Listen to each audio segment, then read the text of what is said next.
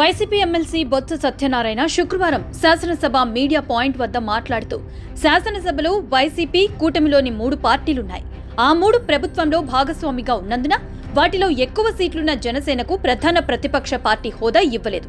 కనుక ప్రతిపక్షంలో ఉన్న మా పార్టీకి ప్రధాన ప్రతిపక్ష పార్టీ హోదా ఇవ్వాలి. ఇది మా హక్కు.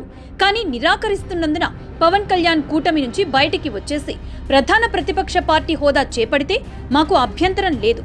కానీ అది సాధ్యం కాదనుకుంటే మా పార్టీకి ప్రధాన ప్రతిపక్ష పార్టీ హోదా ఇవ్వాలి అని అన్నారు. బొత్స సత్యనారాయణ జగన్ మనసులో మాటనే చాలా లాజిక్గా మాట్లాడుతున్నారని అర్థమవుతూనే ఉంది.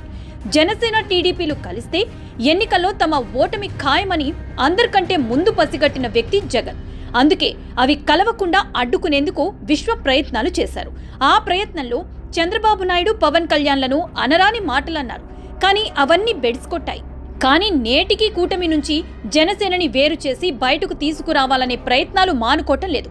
అందుకు బలమైన కారణమే ఉంది.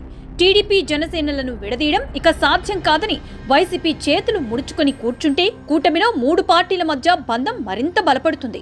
అప్పుడు 2029 ఎన్నికల్లో వైసీపీకి ఈ 11 సీట్లు కూడా రాకపోవచ్చు. కనుక వైసీపీకి ఏకైక ఆశా కిరణంగా కనిపిస్తున్న పవన్ కళ్యాణ్ని ఏదో విధంగా కూటమి నుంచి బయటికి రప్పించగలిగితే కూటమి విచ్ఛిన్నమై ప్రభుత్వం పడిపోతుందని జగన్ ఆశపడుతున్నారు. ఆ ప్రయత్నాల్లో భాగంగానే చంద్రబాబు నాయుడు పవన్ కళ్యాణ్లకు, పవన్ కళ్యాణ్ నారా లోకేష్లకి పడడం లేదని, పవన్ కళ్యాణ్ని చంద్రబాబు నాయుడు పట్టించుకోవడం లేదంటూ జగన్ దుష్ప్రచారం చేస్తూనే ఉన్నారు.